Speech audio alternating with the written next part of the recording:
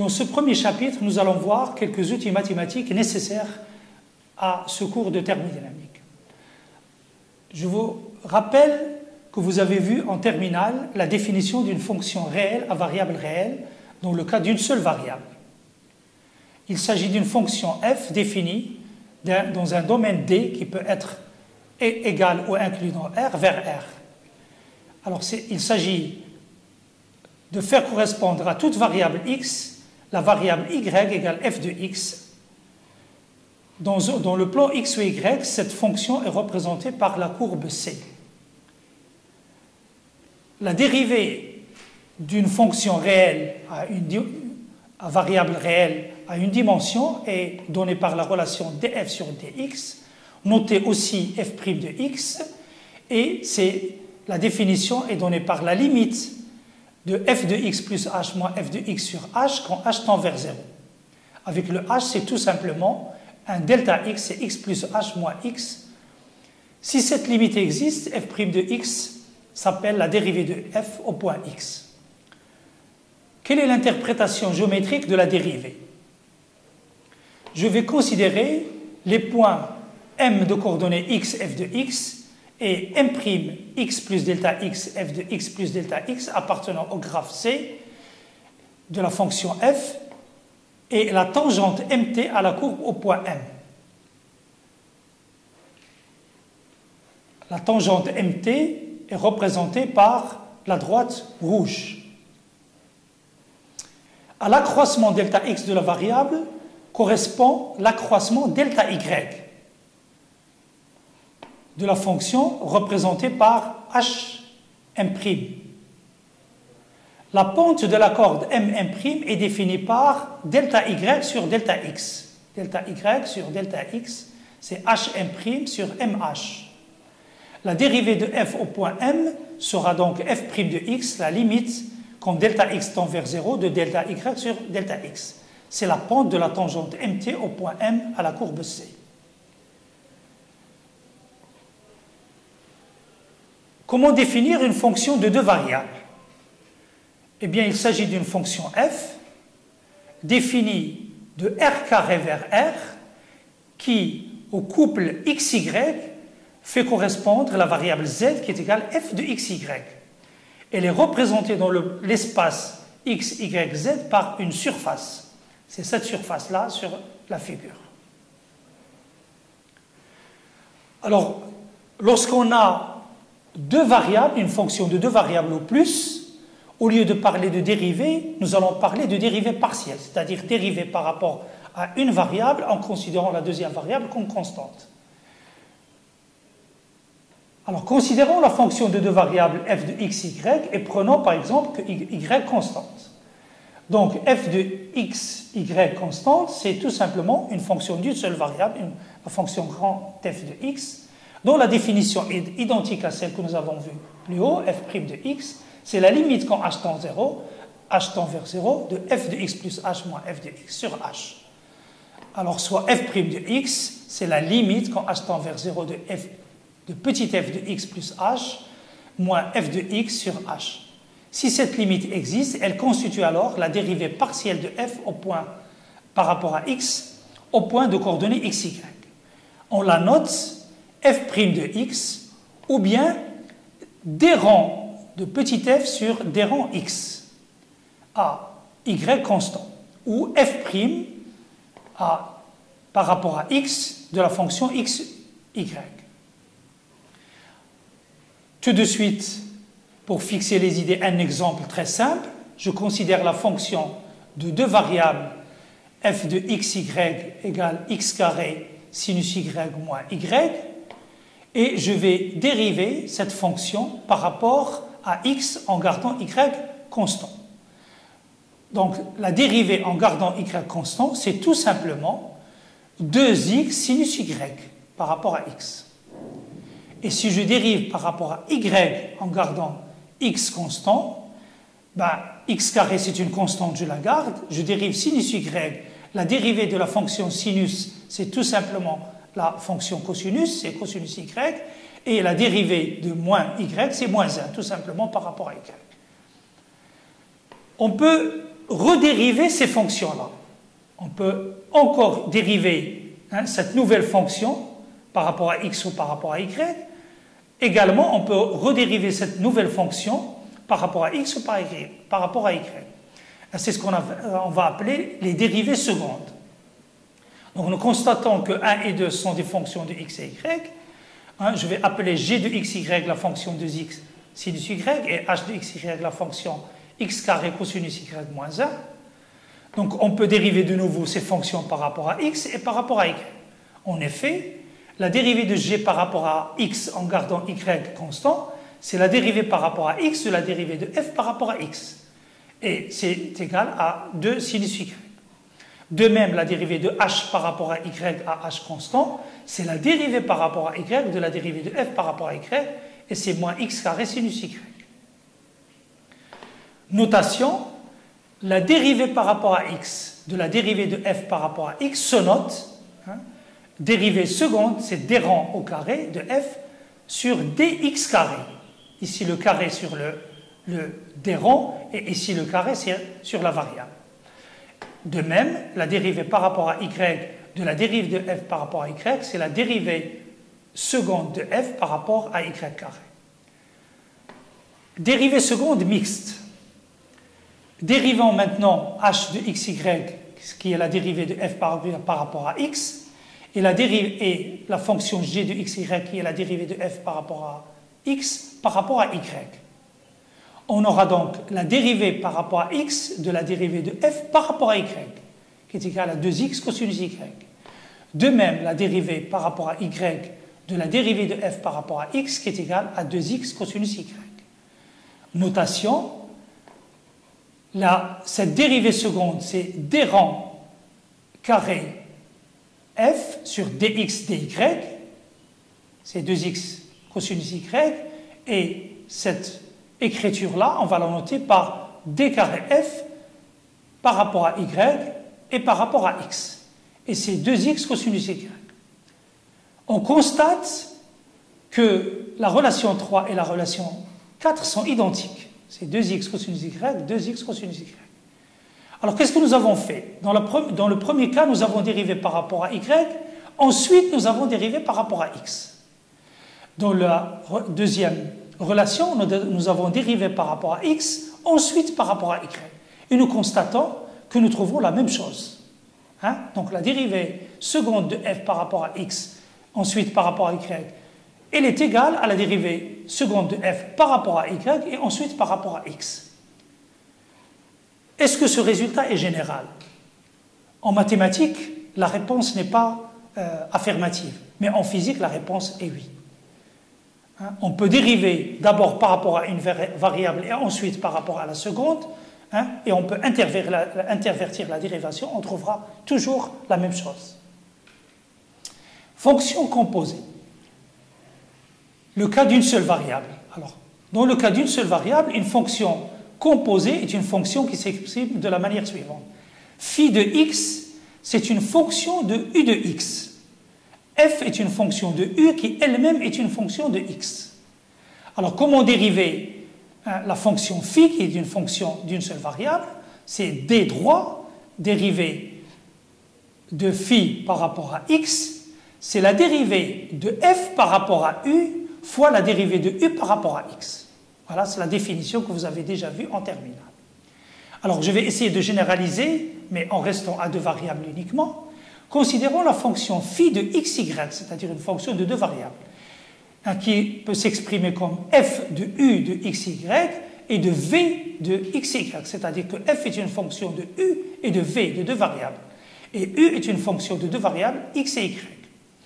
Alors, dans ce cas, la dérivée partielle, puisque f, phi est une fonction de deux variables, la dérivée partielle de phi par rapport à x, c'est la dérivée partielle de f par rapport à u multipliée par la dérivée de u par rapport à x, plus la dérivée partielle de f par rapport à v multipliée par la dérivée partielle de v par rapport à x.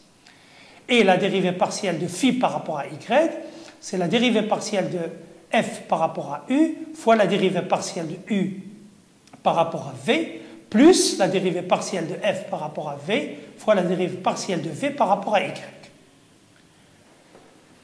Alors nous définissons ensuite, après avoir défini les dérivés, la dérivée d'une fonction et les dérivés partiels, nous définissons ce qu'on appelle la différentielle d'une fonction. Nous allons la voir d'abord pour le cas d'une fonction d'une seule variable. Si je considère une fonction f qui à x fait correspondre y f de x, on dit que f admet une différentielle point m de coordonnées x0.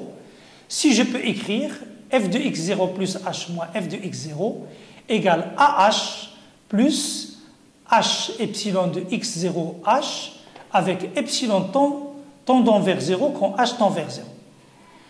Le coefficient a étant une constante par rapport à h, et ceci dans un voisinage de x0, c'est-à-dire très près de x0. Définition de la fonction différentielle. Alors la fonction différentielle, c'est la fonction qui fait correspondre à la variable h, la variable ah. Alors la quantité ah s'appelle la différentielle de f au point x0, et on note df de x0, c'est la fonction qui fait correspondre à h, la variable df de x0 de h qui est égale à de x0 fois h. Supposons que la fonction df existe, que la différentielle de cette fonction existe pour tout x0 appartenant à un intervalle i autour de x0. On peut alors parler de différentiel de h, un différentiel de x, qui est égal à de x fois h, avec h, c'est l'accroissement de l'argument x. Un théorème mathématique très connu pour la définition de la différentielle, il dit la chose suivante: la différentielle d'une fonction est égale au produit de la dérivée par l'accroissement de l'argument. df, c'est f' de x fois delta x. Alors, si je compare cette relation à cette relation, eh bien, on peut identifier facilement le a avec f' de x. C'est-à-dire que cette quantité-là n'est autre que la dérivée de la fonction f et non pas la différentielle. Alors, une petite remarque, considérons la fonction f de x égale à x, la fonction la plus simple, c'est la première bisectrice. Dans ce cas-là, df est égal à dx, la différentielle de f c'est la différentielle de x, et si j'applique la définition, c'est la dérivée de cette fonction, c'est 1, fois l'argument, c'est delta x. Donc je déduis que tout simplement que dx égale delta x. D'où df c'est f' de x fois dx. Alors c'est la relation que nous allons retenir pour la définition de la différentielle. df c'est tout simplement f' de x fois dx. La relation 5 est une quantité à regarder comme une fonction de deux variables indépendantes, x et dx. Quelle est l'interprétation géométrique de la différentielle? Sur la figure suivante, on va essayer de faire la différence entre la dérivée et la différentielle d'une fonction. Je considère la fonction y qui est égale f de x représentée par le graphe C, c'est-à-dire la courbe bleue. Je considère la variable y, les coordonnées du point M, x et f de x, et le point M' de coordonnées x plus delta x, et donc f de x plus delta x. D'accord? Le delta x sur la figure est représenté par le segment MH. La tangente MT, la tangente au point M, à la courbe C, coupe M'H au point T. Alors je note delta Y, le delta Y, c'est M'H. Or la tangente alpha, tangente de cet angle-là, c'est tout simplement HT sur MH, ce qui implique que HT égale tangente alpha MH. Nous savons que la tangente alpha, c'est la représentation géométrique de la dérivée, c'est tout simplement, donc HT c'est f' de x et MH c'est delta x, donc f' de x delta x. Donc ça c'est tout simplement df. Donc la partie HT représente la différentielle sur cette courbe-là. alors que la dérivée elle est représentée par la tangente alpha qui est égale à ht sur mh. ht donc c'est égal à df, c'est-à-dire dy, alors que m'T, c'est-à-dire m'T, cette partie-là, c'est tout simplement delta y moins dy.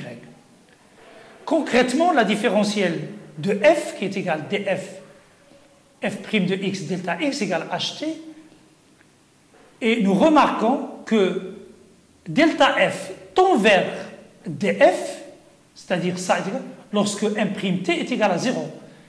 Quand est-ce que m'T est égal à 0? Eh bien, lorsque delta x tend vers 0, c'est-à-dire lorsque je me rapproche du point M, cette différence-là tend vers 0. Donc, en thermodynamique, nous allons étudier des variables dont l'accroissement sera confondu avec la différentielle, puisque nous serons toujours près d'un état d'équilibre. Alors, le cas de plusieurs variables,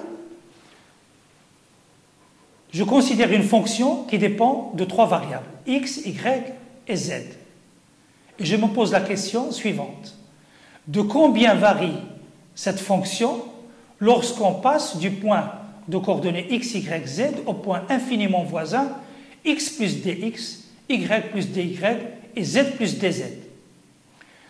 La réponse à cette question est donnée par la définition suivante. La différentielle de la fonction f est donnée par l'expression df, d est égal à dérivée partielle de f par rapport à x fois dx, plus la dérivée partielle de f par rapport à y dy, plus la dérivée partielle de f par rapport à z fois dz. df est appelée la différentielle totale de la fonction f. C'est une fonction de 6 variables, x, y, z, dx, dy et dz. Alors, on vient de voir ce que c'est la différentielle d'une fonction à une variable et à plusieurs variables. Nous allons voir maintenant ce que c'est une forme différentielle, la définition d'une forme différentielle. Et je vais tout de suite passer au cas de 2 variables. La forme différentielle qui correspond au cas de 2 variables est une expression de la forme delta w a de xy, c'est une fonction de x et y de 2 variables, fois dx plus b de xy fois dy. Avec a et b, ce sont des fonctions quelconques. En physique, nous connaissons déjà plusieurs formes différentielles, en particulier l'expression du travail élémentaire d'une force qui déplace son point d'application de dx, dy et dz. Je considère le cas à 3 dimensions d'une force F dont les composantes sont Fx, Fy et Fz et dont le vecteur déplacement dl possède les coordonnées dx, dy, dz. Alors le travail élémentaire qui correspond à ce déplacement élémentaire, c'est dw, c'est Fx dx plus Fy dy plus Fz dz, qu'on peut écrire aussi Fx de xy z dz, Fy de xy z dy, Fz de xy z dz. Donc voilà une expression différentielle que nous connaissons déjà. Alors la différentielle d'une fonction, je rappelle que la différentielle d'une fonction a 2 variables, s'écrit df, la dérivée partielle de f par rapport à x dx, plus la dérivée partielle de f par rapport à y dy. Alors, un théorème très important en mathématiques concernant les différentiels et les formes différentielles en particulier, si je considère la forme différentielle dw égale a dx plus b dy égale à 0, identiquement nul. Alors, ceci est équivalent à dire que a égale à 0 et b égale à 0. Alors, ça veut dire que si dw égale à 0, ça veut dire a égale à 0 et b égale à 0. Et si a égale à 0 et b égale à 0, bien sûr, dw est identiquement nul. Ceci est quelconque, ceci est vrai quel que soit dx et dy. Alors, nous allons nous intéresser dans la suite à l'intégrale d'une forme différentielle. Alors rappelez-vous que dans le cas, si vous voulez, du travail d'une force, ce qui nous intéresse, c'est le travail d'une force sur un déplacement fini, et non pas sur un déplacement élémentaire. Donc nous connaissons le déplacement élémentaire, nous, si vous voulez, nous souhaitons calculer le déplacement fini, et donc ça revient à une sommation, et donc à une intégrale d'une forme différentielle. Alors c'est ce que nous allons voir dans le paragraphe suivant. Je considère donc la forme différentielle dw égale a dx plus b dy. Attention, cette expression n'est pas forcément la différentielle d'une fonction. Une forme différentielle n'est pas forcément la différentielle d'une fonction. Alors ce que nous voulons, c'est calculer l'intégrale d'une forme différentielle entre un état initial et un état final. C'est l'intégrale entre i et j de a dx plus b dy. Bien sûr, l'intégrale d'une somme, c'est la somme, je peux l'écrire comme la somme d'intégrales. C'est la somme entre i et j de a de xy dx plus la somme entre i et j de b de xy dy. Quand est-ce que le calcul de cette intégrale est possible? Si x et y varient en même temps et de façon indépendante, alors il est impossible de calculer cette intégrale. Si on arrive à établir une relation entre y et x, c'est-à-dire une fonction y de x, avec gamma étant le graphe ou la courbe, ou bien le chemin qui représente y en fonction de x, entre l'état i et j, entre l'état initial et l'état final, entre les bords d'intégration i et j, alors l'intégrale s'écrit somme sur le graphe gamma ou sur le chemin gamma de dw. Et dans ce cas-là, c'est une intégrale curviligne, comme ce que vous avez déjà vu en mathématiques. Notez bien que si i égale à j, c'est-à-dire que la borne d'intégration initiale et la borne finale se rejoignent. C'est le cas où la courbe gamma est fermée. On dit qu'elle est fermée. Alors, on la note avec, si vous voulez, avec un rond à l'intérieur, au milieu du signe intégral. Alors, je reviens à l'exemple du travail d'une force. Je considère une force à 3 dimensions avec des composantes fx, fy et fz qui déplacent son point d'application de dl. Le déplacement dl aussi est décrit par les composantes dx, dy et dz le long d'un chemin ou d'un graphe gamma. dw, la forme différentielle dw, c'est fx dx plus fy dy plus fz dz. Le travail fini, c'est l'intégrale sur le chemin gamma de la forme différentielle dw. Donc c'est la somme des travaux élémentaires. C'est l'intégrale donc sur gamma de fx dx plus fy dy plus fz dz. Alors, pour fixer les idées, nous allons traiter un petit exercice. Et je considère la forme différentielle dw qui est égale xy dx plus xy dy. On se propose de calculer son intégrale sur des chemins différents entre un point O et un point M du plan XY, tel que M a les coordonnées x égale à A et y égale à A.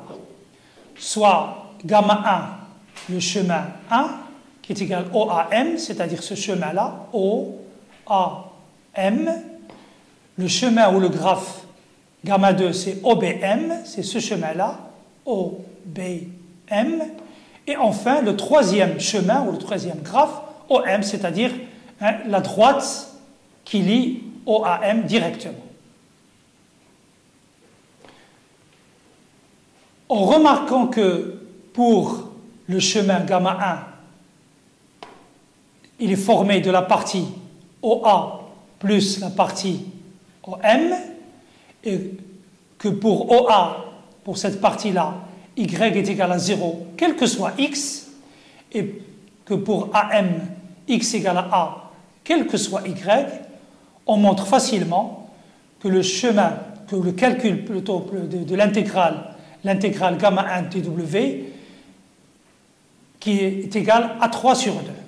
Le même calcul sur le chemin 2, c'est-à-dire sur OB, ensuite sur BM, donne exactement A3 sur 2. Donc finalement, le calcul de cette forme différentielle sur le chemin gamma 1 et sur le chemin gamma 2 sont identiques et c'est égal à 3 sur 2. Par contre, le calcul sur le chemin OM pour lequel y est égal à x, le résultat du calcul nous donne 2 fois A3 sur 3. Donc nous donne un résultat entre les mêmes points de départ et le même point d'arrivée, un résultat différent. On peut remarquer aussi que le chemin MAO, est opposé, c'est exactement le chemin opposé au chemin gamma 1. On va le noter gamma prime 1 et il est égal à moins gamma 1 qui est égal au AM. C'est le parcours en sens inverse. Ce qui implique tout simplement que le calcul de l'intégrale ou la valeur de l'intégrale de dw sur gamma prime 1 égale tout simplement moins la valeur de l'intégrale dw sur gamma 1. D'où l'intégrale de la forme différentielle sur le chemin OBMAO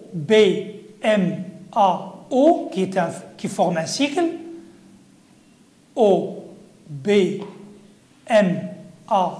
qui forme un cycle, c'est A3 sur 2 moins A3 sur 2 est égal à 0. Il est identiquement nul. Le calcul de l'intégrale de cette forme différentielle sur ce chemin-là est nul. Mais l'intégrale de la forme différentielle sur le chemin OMAO, c'est-à-dire sur ce chemin-là, OMAO, qui était aussi un chemin fermé. Ce calcul-là est différent de 0 puisqu'il est égal à 3 sur 6. Quelles remarques et conclusions nous pouvons tirer de ce calcul? Première conclusion, d'abord que la valeur de l'intégrale de dw sur le chemin, sur un graphe donné, sur gamma, dépend du chemin. Première conclusion. Deuxième conclusion, la valeur sur un chemin fermé n'est pas forcément nulle. Cas particulier, je considère la forme différentielle dw égale la forme différentielle générale, dw qui est égale a dx plus b dy. Si a de xy et b de xy sont telles qu'il existe une fonction f dont les dérivées partielles sont précisément a de xy égale d de f par rapport à x à y constant et b de xy c'est d de f par rapport à y à x constant. Alors je peux écrire dw comme d de f par rapport à x dx plus d de f par rapport à y dy. Et ça, c'est tout simplement la différentielle, c'est l'expression de la différentielle de la fonction f. Dans ce cas-là, dw égale à df. Donc dans ce cas-là, la forme différentielle est égale à la différentielle d'une fonction. Dans ce cas, l'intégrale sur un chemin gamma de la forme différentielle de w, c'est aussi l'intégrale de la différentielle df entre un état initial i et un état final j. Et dans ce cas-là, c'est égal à f de j moins f de i, c'est-à-dire à delta f. Le résultat ne dépend que de j et de i, et non du chemin suivi. Ça ne dépend que de l'état initial et de l'état final. Définissons ce qu'on appelle une différentielle totale exacte. Alors pour cela, nous citons le théorème mathématique suivant, soit la forme différentielle générale dw qui égale a dx plus b dy. Supposons que la fonction a de xy et b de xy sont des fonctions continues et à dérivée partielle continue. Une condition nécessaire et suffisante pour que la forme différentielle dw soit une différentielle totale exacte est que l'on a la relation suivante. La dérivée partielle de a par rapport à y est égale à la dérivée partielle de b par rapport à x. Je rappelle que la dérivée partielle de a par rapport à y est égale à la dérivée partielle de b par rapport à x. Alors si j'ai cette condition-là, eh bien cette forme différentielle forme une différentielle totale exacte. Exemple,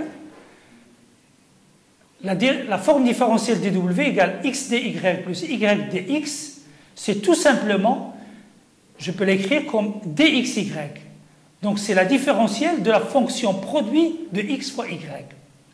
Et donc si j'intègre la forme différentielle dw entre y, c'est exactement comme si j'intègre la forme, la différentielle de la fonction x, y entre e et j, et c'est tout simplement la valeur du produit x, y au point j moins la valeur du produit x, y au point i. Ça ne dépend que de l'état final et de l'état initial. On peut remarquer aussi que si dw égale à df, ici on ne connaît pas la fonction f, on doit choisir pour calculer, si je m'assure que la forme différentielle est égale à la différentielle d'une fonction. Mais je suis incapable de connaître, si vous voulez, analytiquement la fonction f. Dans ce cas-là, pour calculer l'intégrale de cette forme différentielle, je vais choisir un chemin gamma convenable, pas forcément le plus simple, puisque le résultat étant indépendamment du chemin suivi. Donc je vais choisir le chemin qui me convient pour la situation de l'exercice ou du problématique à étudier, pour donc calculer cette intégrale, le résultat étant indépendant du chemin suivi. Si le chemin gamma est fermé, le résultat est identiquement nul, puisque je suis sûr que dw égale à df. Alors, quelques identités analytiques dont on aura besoin aussi dans ce cours. Je vais considérer la fonction f de x, y, z identiquement nulle. Cette fonction-là, je rappelle qu'elle représente géométriquement une surface. Si on fixe la variable z, on obtient une fonction f de x, y égale à z, une fonction de deux variables. De plus, la différentielle de cette fonction-là, c'est d de f par rapport à x dx, plus df par rapport à y dy, plus df par rapport à z, fois dz égale à 0, mais avec dz égale à 0. C'est-à-dire ce terme-là est nul. Ce qui permet d'écrire dy par rapport à x à z constant, ou plus précisément dérivée partielle de y par rapport à x à z constant, c'est égal à moins dérivée partielle de f par rapport à x sur dérivée partielle par rapport à y. De même, la dérivée de x par rapport à y à z constant, c'est égal à moins df par rapport à y sur df par rapport à x. Si je multiplie membre à membre les deux expressions a et b, j'obtiens la relation suivante, la relation C, dérivée partielle de y par rapport à x à z constant, multipliée par la dérivée partielle de x par rapport à y à z constant, qui est égale à plus 1. On peut également calculer la dérivée de y par rapport à z.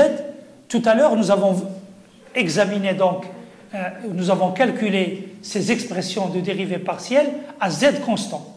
On peut refaire le même calcul en gardant y constante ou x constant. Et garder, bien sûr, les autres variables non constantes. Alors, c'est ce que je vais essayer de faire ici. Si je fixe x constante, je peux calculer la dérivée de y par rapport à z. C'est égal à d de f par rapport à z avec un signe moins sur df par rapport à y. Et dz par rapport à x à y constant est égal à moins df par rapport à x sur df par rapport à z.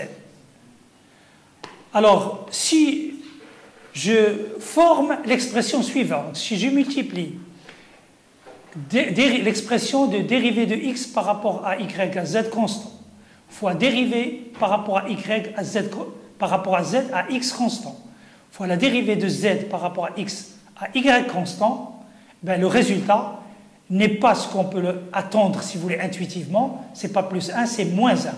Parce que ici, vous avez z constant, et ici x constant, et ici y constant. Voilà, ce sera tout pour ce chapitre. Et dans la séance prochaine, donc, nous allons voir le début du cours de thermodynamique proprement dit.